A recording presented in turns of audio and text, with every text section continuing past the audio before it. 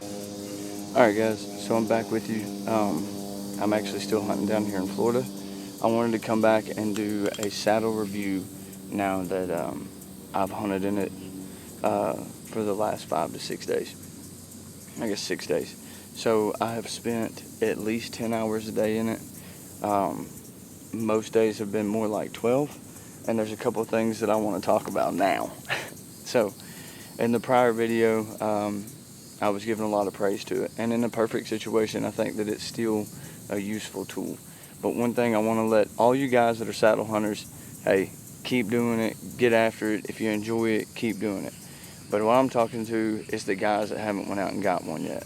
So when I got this saddle, everything I was hearing, and everybody knows I don't believe in an end-all be-all. However, that's what you hear. This thing, once you use it, you're never going to go back, blah, blah, blah, blah, blah.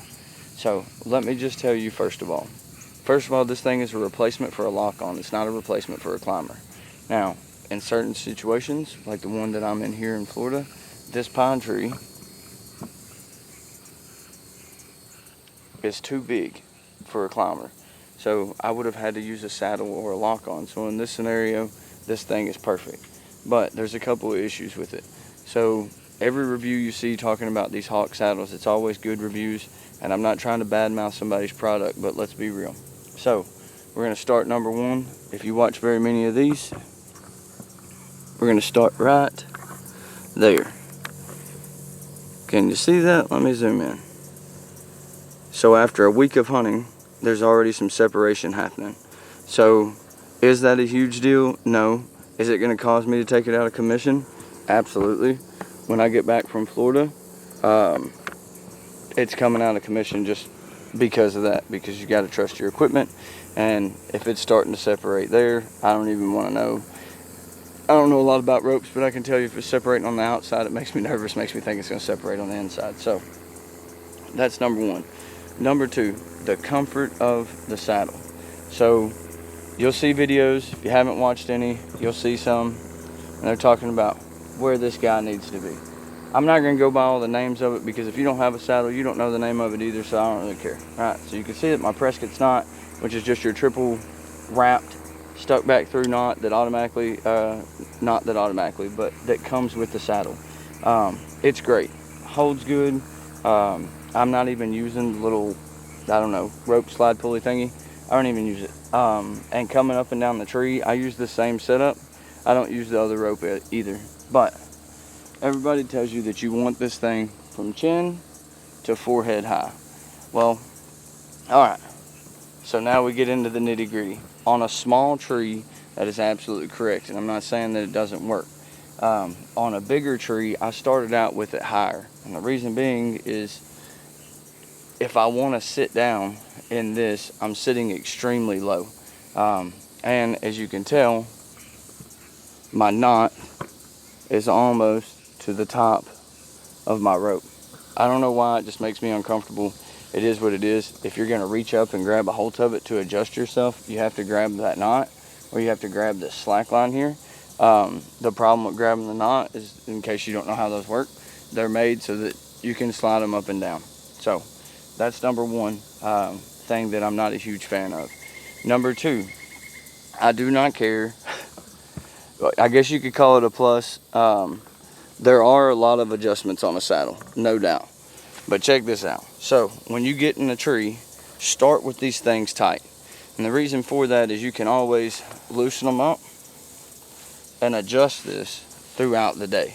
And I promise you, that's going to be crucial. So I'm not a very big guy, but I'm not a small guy. I think I'm kind of average. My hip bones, from the first day, I was like, this thing is awesome. The second day, yeah, it's not too bad. The third day, when I got back to the cabin, had bruises and stuff on my hip bones from the way it was biting in. So I tried to adjust this down. You adjust it down, your only option is standing up. You really can't sit down, because then you're so low it makes it difficult to stand back up. So that's the next thing. Is it adjustable? Yes. Is it comfortable? Can you sit in this thing all day long? I'm going to tell you guys, I hunt out of a lone wolf. It's not comfortable, and I can sit it all day. I cannot sit in this all day. I don't care.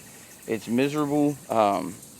yeah, you can sit down against the tree like this here. You can sit up against the tree, and that does take some of the pressure off of your hip bones, but then it puts it on the bottom of your legs. So you do have the option of doing that to change.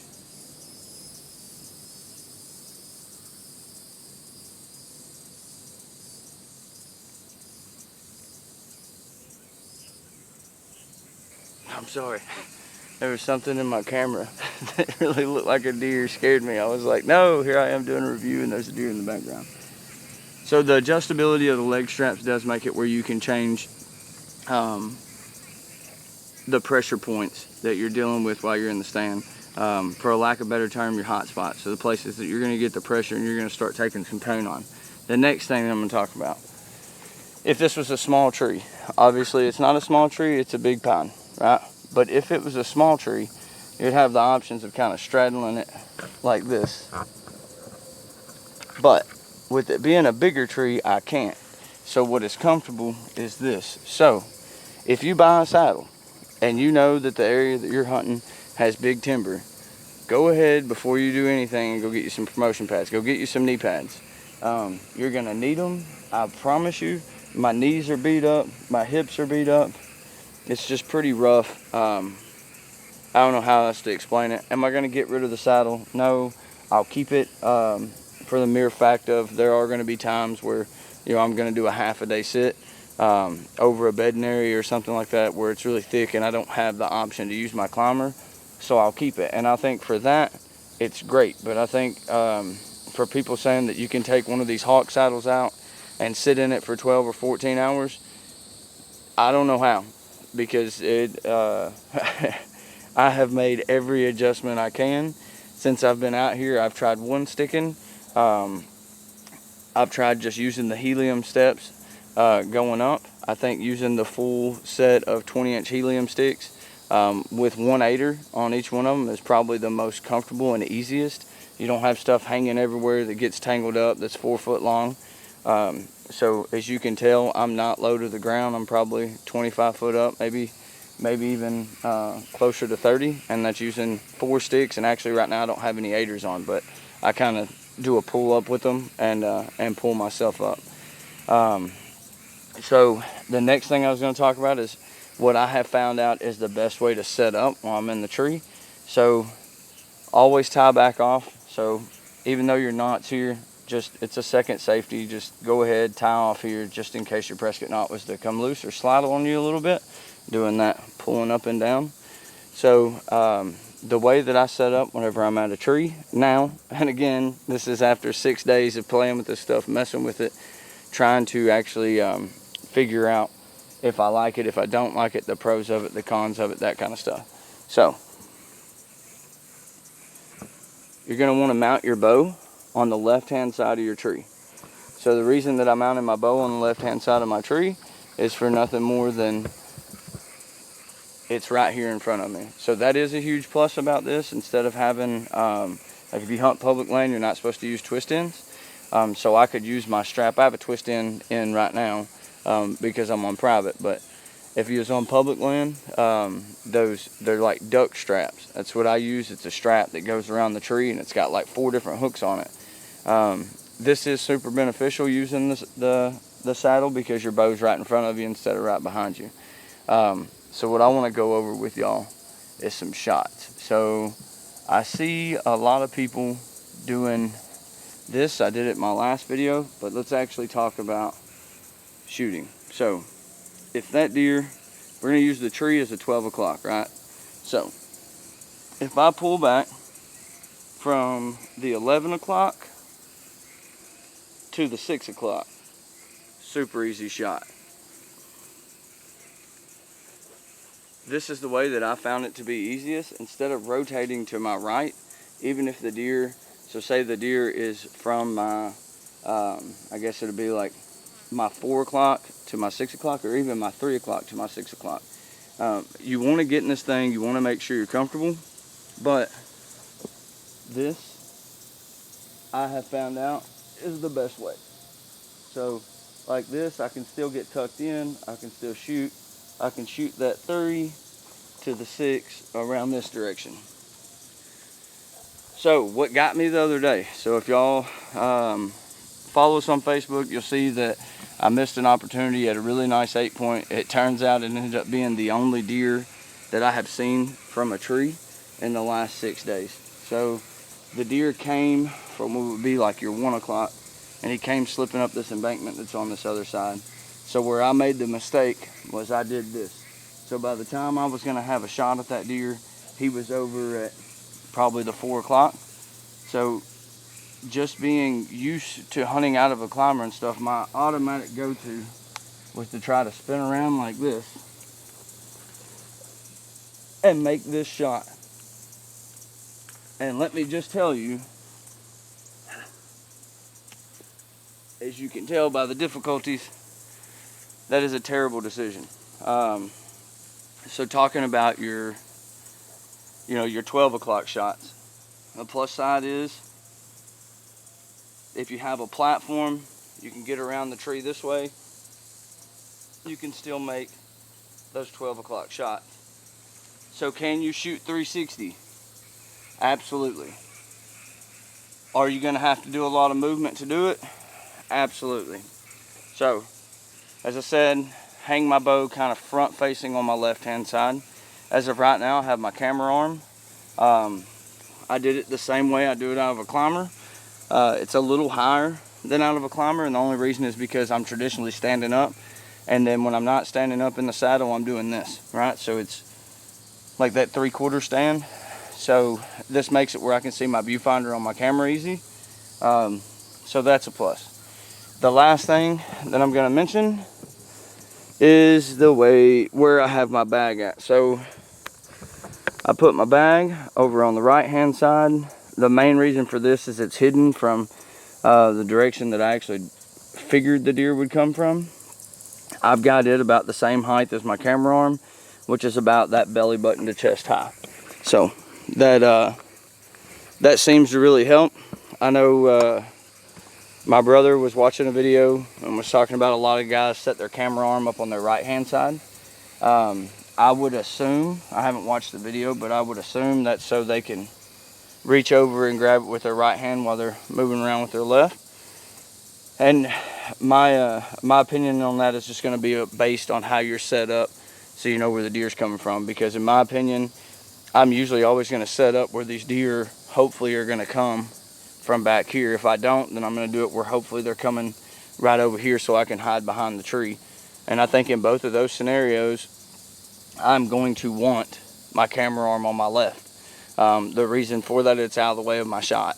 If I have it over here and I'm trying to use the tree as cover, well, it's going to be impossible to make that shot because my camera arm is going to be in the way. Same thing that if I thought the deer were going to come over here from like the 1 o'clock, if I have my camera arm on that back side, right here where it's at right now, I've got like a 10-foot section. You can't really see it here maybe. So if you can see that, I've got like a 10-foot section there where I'm not going to be able to shoot. It's from about right here to about right there. Everything else I can shoot.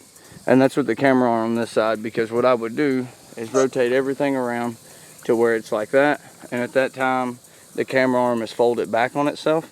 So it's not really affecting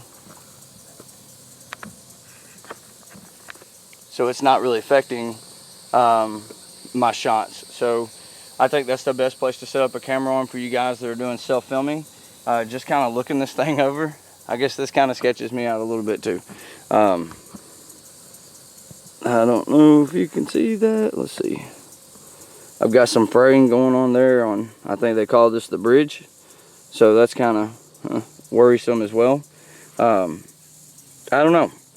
Like I said, if you're already a saddle hunter and you swear by the saddles and blah blah, well then get after it. But I'm going to tell you, most of the reviews because whenever I do a review, guys, I try to go out and see what everybody else is saying after I do my review. So after I did the first review, I went out and seen what everybody was saying. And there was a whole bunch of good stuff being said, but nobody was mentioning the bad. Nobody was mentioning that, hey, you need knee pads or you need a pad for up there. There was a lot of guys talking about the separation in the rope. That's a thing. the separation in the bridge. Maybe I'm the only one, I don't know, maybe this one's just defective, but you know, I've got some separation coming apart there. Having all the D-rings that comes with it is cool when it comes to hanging stuff off a tree, but I'm telling you, this thing is just, for a 4-hour sit, it's great, but I find myself doing what you see me doing right now all the time, which is adjusting stuff, trying to, you know, I guess you could look at it as a plus or a minus. There are a bunch of adjustments you can make in it, you know, but one thing that one of the guys was telling me to do was, hey, undo your leg straps, like loosen them all the way off. We don't use leg straps, and sit more on the top of it to get this thing underneath your hip bones. Well, hell, at that point, I'm not even sitting in the saddle. I'm just sitting on top of it. So if that's the case, then I'm not being safe. And at the end of the day, we all want to go home. So anyhow, this bag, I see a lot of people complaining about the little bag. I think it's great. I keep a bottle of water in it, so I'm not having to move as much to get over to my bag. I keep my call in it and my water bottle. I like to call a lot. So that part of it's great. I actually like the little bag. And then if you can listen, so the guys say that it sounds crinkly. It kind of sounds like leaves. And if you're a big collar and you've never used a walking bag, they make a hell of a difference. A lot of times what I'll do is take my pull-up rope and tie an 8-ounce weight on the bottom of it. And so whenever I'm calling, I'll bounce that weight off the ground, sound like footsteps. It'll close that distance on that buck that's locked up at 150 yards, just so you are aware. A little pro tip there. I'm just kidding. But no, it does work. So anyway, same thing with this. If I can make it sound like some leaves rustling, it could get that deer to close the distance. Having this thing in the middle and be able to hold this, hang this thermosol off of it has been clutch this whole week because the mosquitoes are terrible. So these leg straps, that's one adjustment. So there's actually 3 adjustments on the saddle, right? You've got the leg straps that you can pull tight, loosen off, whatever. The plus side about them, they're really easy to do so with. The negative side about them is they put so much strap on here, which I guess is for the big boys. But even when mine are loose off, I've got like 2 foot of extra things. So once you get at your house, you're playing with it, you're trying it, you're hopefully shooting out of it, which is something I didn't do before I got here, and it cost me the only deer that I've seen. Cut that off or get you some hair ties, roll it up and put some rubber bands or hair ties around it. The other adjustment is your waist adjustment. Hey, key point here in this waist adjustment, do not tighten it all the way up. If you tighten that thing up like it's a belt, you will be miserable when you're in the stand. Make sure, I don't know if you can see, but this is where I found it to kind of be comfy. If you can see that, I've got probably, 2.5 inches from my waistline of slack in it, and it makes a hell of a difference. Yeah, so it is what it is. Is the saddle something that I will use every once in a while? Absolutely. Is it something that's made for sitting all day? Hell no, and anybody that tells you any different hasn't done it. And I don't mean that bad, but it is what it is. If they have done it, maybe they're using a different type of saddle. I will say that one takeaway from this trip is that whenever I do get back home, I've got a buddy that's got a tethered saddle. So be watching for that video. It's going to drop here pretty soon because I will most certainly be going to get his tethered saddle and going and hanging out in a tree for a couple hours to see if there's any hot spot points. Because at this point, I already know if I have a hot spot, if I have something that's already uncomfortable as soon as I get in the tree, it's going to be miserable 4 or 5 hours in. So anyhow, set your bow up on your left, set your bag up on your right. Make sure your bag's low enough that you can shoot over the top of it or high enough that you can shoot underneath it depending on your elevation. Try to set this thing up on your tree, around that chin to forehead high, but be prepared on a larger tree. You might have to come down just a little bit lower than that, or you might have to be just a little bit higher than that. It depends on if you like to stand more, if you like to sit more. Like I said, I like to stand more, so it is what it is. Because I do not find this, let me get the camera arm out of the way. I do not find this the slightest most comfortable. You can see that, like the way that it's pinching. I don't know. I guess some people might like to sit like this. I don't like people that close to me, man. Get off me. I'm just not a fan. And like I said, whenever you're doing this, you can see here. I wish you could see the other side. It's kind of cutting in more, but you can see where it's squeezing. And like I said, man, for a 3-hour sit, this thing's great. But if you're a serious hunter and you're, walking a mile and a half to your stand, so that, whenever you get in there, you're gonna plan on being there all day long. You're packing your lunch, you're packing all your stuff. I think you need to look elsewhere. If it's your only option, could you absolutely make it work? Yes. One thing that I'm definitely going to do whenever it gets a little bit cooler is they come with a pad in these Hawks. I'm going to put that pad on, see if it makes any difference. I don't really think it does, because pressure is pressure. It doesn't matter if you have a pad on there or not. It's still going to create that pressure point.